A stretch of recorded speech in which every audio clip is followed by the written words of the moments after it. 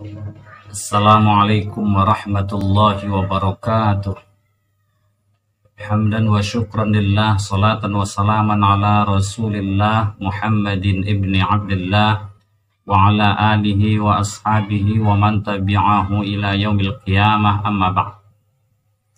Saudara-saudara sekalian yang saya hormati, manusia adalah makhluk sosial, makhluk yang hidup bermasyarakat, makhluk yang saling memerlukan antara satu dengan yang lain. Manusia tidak dapat memenuhi kebutuhannya sendiri.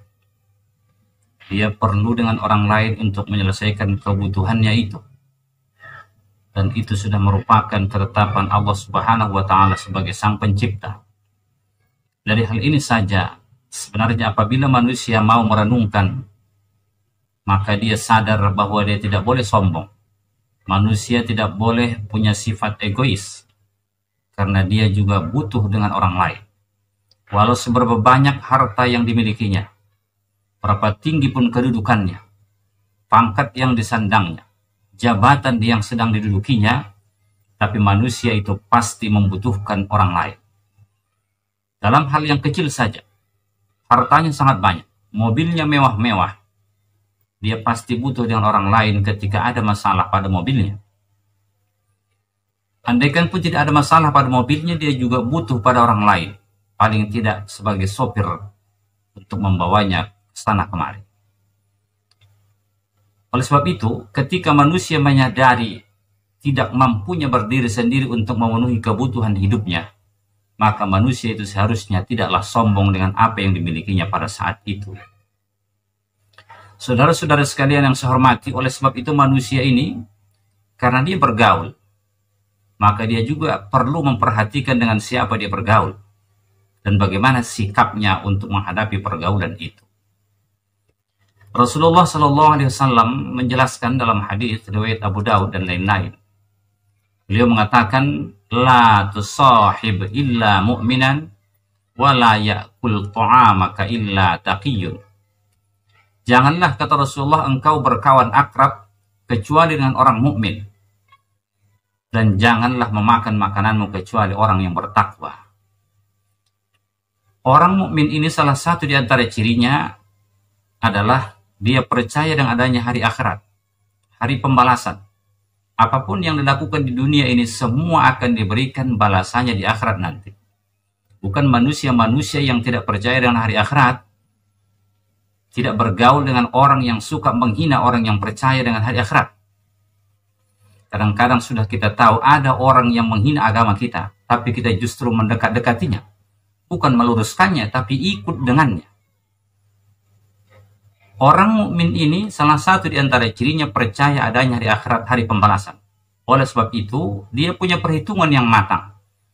Segala macam aktivitas kehidupannya itu selalu diukur apakah ini menjadi masalah untukku di akhirat atau tidak. Kalau membuat masalah, dia tidak mau melakukan itu. Tapi kalau tidak ada masalah menurut agama, maka dia melakukannya. Inilah kalau kita bergaul dengan orang yang beriman. Maka di satu sisi sudah ada kemenangan bila kita bergaul dengan orang beriman. Karena apapun ceritanya, dia selalu memperhitungkan masalah akhiratnya. Kemudian janganlah memakan makananmu kecuali orang bertakwa, kata Rasul. Artinya, bila orang yang bertakwa, orang yang baik, yang takut kepada Allah, takut berbuat dosa, yang memakan makanan kita, maka ketika dia sudah memakannya dan bertenaga tubuhnya, maka dia akan melakukan hal-hal yang baik dengan kekuatan yang ada pada tubuhnya. Berbeda dengan orang yang tidak baik. Bila kita berikan makanan kepada orang yang tidak baik, setelah kuat tubuhnya, dia bukan semakin dekat dengan Allah, bahkan melakukan maksiat dengan kekuatan yang ada pada dirinya saat itu. Oleh sebab itulah pesan Rasul SAW seperti ini, supaya kita bisa memikirkan yang lebih baik untuk kita ke depan. Bila kita bergaul akrab dengan orang-orang yang jahat, pasti yang paling banyak memakan makanan kita orang jahat. Tapi bila kita bergaul akrab dengan orang-orang baik, maka tentu yang paling banyak memakan makanan kita adalah orang yang baik. Tidak salah bergaul dengan tetangga kita, kalaupun mungkin dia tidak baik, kita berniat bagaimana mengajak dia supaya baik. Tapi untuk kawan akrab, kata Rasulullah, pilih orang yang beriman. Kemudian dapat yang satu lagi, yang sering memakan makanan kita pun tentu orang yang bertakwa. Di hadis lain Nabi Shallallahu Alaihi Wasallam bersabda, perumpamaan orang yang bergaul akrab dengan orang yang soleh dan bergaul akrab dengan orang yang jahat adalah seperti orang yang duduk di dekat penjual minyak wangi dan di dekat pandai besi.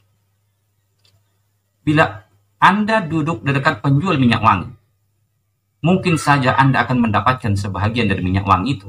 Mungkin dia semprotkan, mungkin dia sapukan ke tanganmu, dan sebagainya. Atau mungkin engkau akan membeli minyak wangi itu. Dan satu lagi kemungkinan, paling tidak engkau bisa mencium bau minyak wangi itu. Berbeda dengan jika Anda duduk di dekat pandai besi. Kemungkinan saja kainmu akan bolong disebabkan percikan api dari besi yang dia bakar.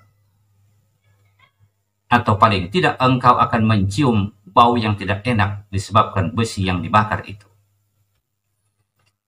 Rasul Shallallahu Alaihi Wasallam dari hadis ini memberikan kepada kita gambaran bahwa bergaul dengan orang baik itu yang kita dapatkan adalah banyak kebaikan. Tapi bergaul akrab dengan orang yang buruk, biasanya kalaupun kita tidak kena langsung, tapi paling tidak getahnya pun kita akan kena. Saudara-saudara sekalian yang saya hormati, inilah petunjuk Rasulullah tentang pergaulan. Kita harus bergaul, tak mungkin kita tidak bergaul. Di mana kita tinggal, tentu akan bergaul dengan orang-orang yang ada di sekitar kita. Tapi kita harus bisa menjaga diri, mencari orang yang menjadi teman akrab kita adalah orang-orang yang soleh. Dalam satu kisah yang sangat menarik, diambil dari buku renungan tarikh yang disusun oleh K.H.E. Abdurrahman. Beliau mencantumkan satu kisah seorang yang baik pada saat itu di awalnya, yaitu Uqbah bin Abi Mu'ayth. Beliau punya kebiasaan apabila pulang dari berdagang membawa untung yang banyak, beliau selalu mengumpulkan kawan-kawan, para tetangga, terutama orang-orang terhormat, karena dia termasuk orang yang dihormati di Makkah saat itu. Kebiasaan beliau ini sangat baik sekali tentunya. Dalam Islam yang seperti ini diajarkan. Wa amma bi ni'mati rabbika fahaddits. Dan adapun nikmat Tuhanmu itu, fahaddits, ceritakan dalam pengertian bukan diberi-beritahukan, tetapi beritahukan pada orang lain lewat memberikannya kepada mereka sebahagian. Itu salah satu di antara upaya menceritakan atau memberitahukan nikmat yang diberikan Tuhan kepada kita. Jangan dimakan sendiri, bagilah dengan orang lain, terutama bagi mereka yang membutuhkan. Jadi salah satu di antara sifat beliau ini yang sangat baik adalah kebiasaan beliau apabila pulang berdagang, beliau mengumpulkan para tetangga untuk makan bersama-sama di rumah beliau. Sebagai tanda syukurnya kepada Tuhan kalau dia selamat dan mendapat untung yang besar. Kebiasaan ini sangat baik sekali.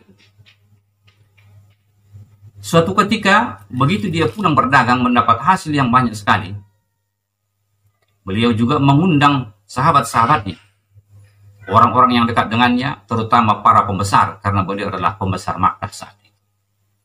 Tidak luput dari undangan itu Nabi kita Muhammad Sallallahu Alaihi Wasallam. Uqbah yang baik ini mengundang Rasul Sallallahu Alaihi Wasallam, dan Rasulullah mengabulkan atau menghadiri undangan dari Uqbah bin Abi Mu'ayth. Tetapi apakah Uqbah ini bisa bertahan terus menjadi orang baik atau tidak?